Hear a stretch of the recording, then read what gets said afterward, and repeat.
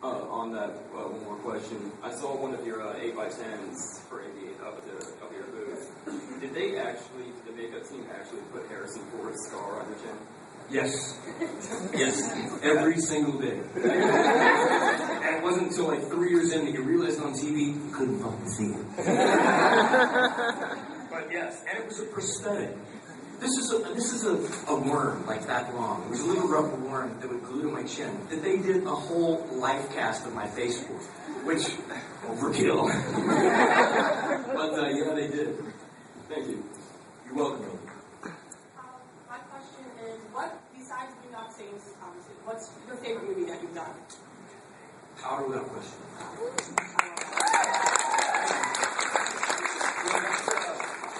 That's scripts like that are why you get into the business as an artist, you know. It wasn't the most fun on the day, you know, because it's kind of a cerebral role. But as far as an artist, everything kind of pales by comparison. That's why you get into the business, you know. I just watched it, like I want to go beat up the people who are being mean to Power. So. Yeah. And second question, since he's not here, let's embarrass Norm. I only heard the horse story. Who here hasn't heard the horse story? Everybody's heard it. I've heard it. Everybody, no lazy fucks. Who hasn't heard the horse story? Really? It's a shit. I guess that warrants the story. Okay, so check it out. By the way, this is fucking good. In the opening of Boondock 2, you know, we're in Ireland and we're on these horses, right? Typical actor thing. Anytime a director calls you and asks you a question, it's just yes. Just like your chick says, go look fat in the jeans. No! You don't. Just a natural response, right? So, you know, Duffy calls me up. I'm from Texas, first of all, so I grew up in Congress. You know, he's like, Flanery, can you... fuck, I'm from Texas. Never mind. Clay hangs the phone. He calls Regis, right? He's like, Norm, can you opening scene, I'm writing, blah, blah, blah, can you ride a horse? Oh, I'm equestrian. I obviously, Norman didn't even know the word equestrian, so I don't even know why I did that. He probably said some shit like, giddy up, yay! But, you know, he conveyed to Duffy that, oh, man, he's like barrel racing fool, you know? And so on the day, we show up, and, you know, I go over, I meet my horse, and I didn't even get on my horse, I was just, you know, having breakfast or something, and I look over and I see them craning Norman on the horse. That's no shit. They're like fucking cherry pickers, like, and Norman's like, sitting on the horse, right?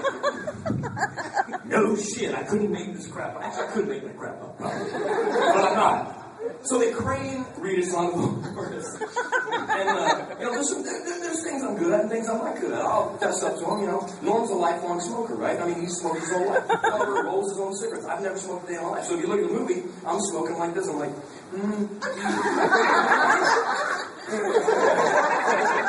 You know, Regis, in the opening, you know, we have to roll our own cigarettes. Regis is like...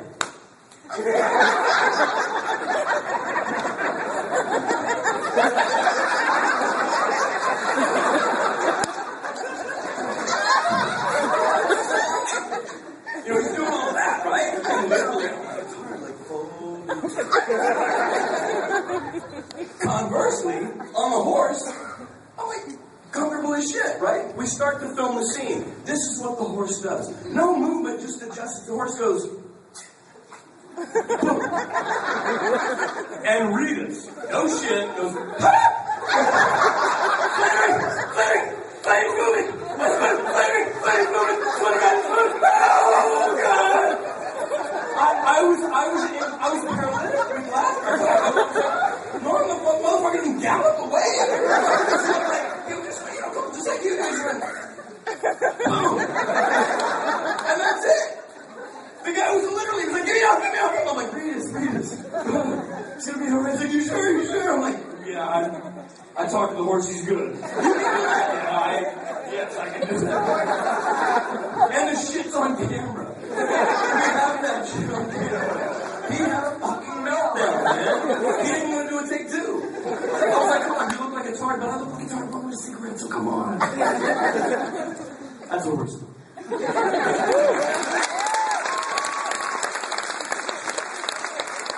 And when you talk to Regis goes, it wasn't like that. It was fucking just like that. And I've been following your work, like the other guy said, way back in Young Indie. And I got two questions. One is on topic, Lex. But the first one, if they ever offered you a chance to, like, you know, say, because I know the last one was with Harrison Ford, but if they ever told you, came up to you and offered you the role again, do you want to get on that hot whip batch?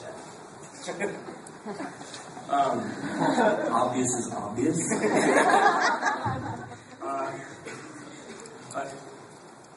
Yeah! After a nanosecond of consideration, I'll go with fucking yes! No, George Lucas, no. No! Yeah, of course, you know, that's the most, you know, iconic role I've done. It's Indiana Jones, you know, I mean, just to be a part of, you know, a film that comes out like that, there's a huge legacy there. It's, you know, yeah. All right, and the on-topic one. I especially loved your work with, like, between you, Norm, and Billy Connolly. And I was just wondering, like, what was that like having, like, three of you on set, working with them? Billy Connolly's the funniest motherfucker I've ever met. Like, just on the day. Me and Billy would have conversations that they couldn't get us out of the van. We'd be driving to set. It'd be an hour to get set. They'd be like, where's Flanery and Billy? No, they're still in the van. They'd park it. We'd still be in the middle of a conversation. Billy Connolly, just out of the blue, he'll turn around to me and be like, it was 1969. And Mick Jagger was going down on the buoy. I moved over to him and I said, I'll make a tic-tac in there. And Mick scratched my leg and started pulling on it, much like I'm pulling yours. Fucking Billy Connolly's the ding-dang doodle. Literally, every story Billy Connolly has, he's like, so Jane Fonda came up to me before I knew she was a fucking commie. Billy Connolly's just fucking funny. This guy's been around. Everybody from the United States doesn't understand. Billy Connolly in the UK is like fucking Elvis Presley.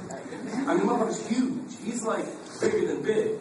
So it's kind of a sanctuary for him coming to the States because he's a little less known, although he's very recognizable. In the UK, he's like Elvis Presley. But that guy's mind is on fire. So he's a genuinely wonderful guy, but he's funny as fuck. And he says shit, and he'll go, what? Not knowing that he said some funny shit. I'm fucking funny. Okay. Shit he says, I think he like sat up at night and wrote the shit. It just comes out of the top of his head. Like, he smashed Robin Williams. The cat's just a genius. I dig it. Can't say enough about the cat. Thank you. You're very welcome. I was wondering with the dynamic between the three central characters in the first film, you guys and Rocco, where did that come from? Was that scripted, or did that come from the relationship between the actors? Well, originally, I mean, obviously, you know, every film that starts on the page, you know. And really, the script is the most important part of any film. Don't let anybody tell you differently. For example, I'll give you an example. You know, you start with a script that's out of 100. You know, you grade it out of 100. If it starts at 100, if it's a perfect script, all you can do is reduce that number. You can't increase it. I'll give you an example why. Say the scene says, there's a beautiful girl in the world walks into the room. Well, guys that like blondes, and maybe if you cast a brunette, you ostracize them. Because it's a beautiful girl, but it's not the most beautiful in the world. Consequently, you know, that all I can do is live up to what's written. I can't add anything really there, you know. All I can do is make the chemistry that they intend to be on the page authentic, you know. And I think it's a little that, you know, I knew Norm before Boondock, but I met Rocco on Boondock, but we all hit it off. I mean, they're truly good guys. And I can't say that about every film that I've made. You know, I've certainly worked some potholes, you know. I've worked with some great people, but on Boondock, it's just a great, you know, it's just luck of the draw, you know. It's just a bunch of really good guys. So if it's authentic, it's much more easily captured on film, you know. It's hard to replicate, you know, a true appreciation for somebody, you know. And I hold them all dear in my heart, those guys. Good guys. Thank you. You're very welcome.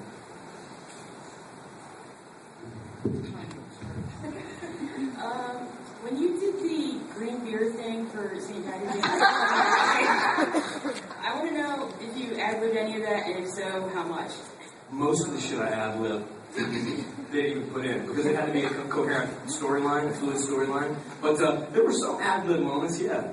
But you know, for those of you guys that don't know, it's like Will Ferrell's Funny or Die. They called me and they said, "Hey, we want you to do this green beer thing. It's really, really funny." And we had some little leprechauns, you know, drinking green beer. It's kind of neat. Wonderful experience to work with those cats. But because it's such a time constraint, they don't really have room because it's got to be a 45-second piece, you know. So they don't have time to, you know, include a lot of those things. You know, one day I think they're going to probably have an additional website or a portion of the website where they do outtakes for all the guys that make videos, which I think would be funnier than the actual website. But that was a great experience. That was fun. And one more thing before I go. Turn on the anti-magic because of blinker! One more time.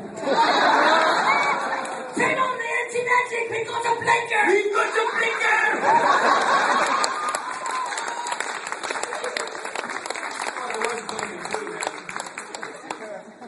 Hi, one of my favorite movies of yours is Suicide King. Thank you, man. I love it. What was it like to work with all those guys, especially like Christopher Walken? Working with Walken, you know, one would think, excuse me, one would think that like Walken's a really weird, bizarre cat, right? And I think it's just because of the placement of his pauses and the weird cadence of his speech. Like, imagine, anything sounds weird because depending on the delivery, you know, like, I love you or I love you! Two totally different things, right? Same thing with Walken. Like, you know, just what I said right now, you know, same thing with Walken. It's one thing when you go up to craft service, you're like, oh, can I get a ham and cheese sandwich? I'm really, really hungry. Then Walken goes, can I get a ham and cheese sandwich? Because I'm hungry. You're like, that's just fucking weird. And so you get to know him, you're just like, the fuck kind of shit is you trying to do? You want to get? What kind of sandwich? Can I get a ham and cheese? You obviously knew you wanted ham and cheese. Why the pause, you know? And then you have to think about, wait, but once you get to know him, when you transcribe what the cat says, he's a normal guy. I mean, the guy's got a committed relationship, been married for years, he loves to dance, he's just a regular guy. I have no fucking clue if that's like an affectation or if he's just taking a piss on everybody. He's like, this shit is interesting as fuck, man. And I talk like that, crazy, strange even, I don't know. But it's engaging, right? It's engaging, you're just like I could be saying the most mundane shit in the world, you know? Last night, I didn't watch TV. But you're like, tell me more. I'm really intrigued. You did nothing. Tell me more about your night that included nothing. Wonderful dude, though. Another really, really good dude. Another good cat.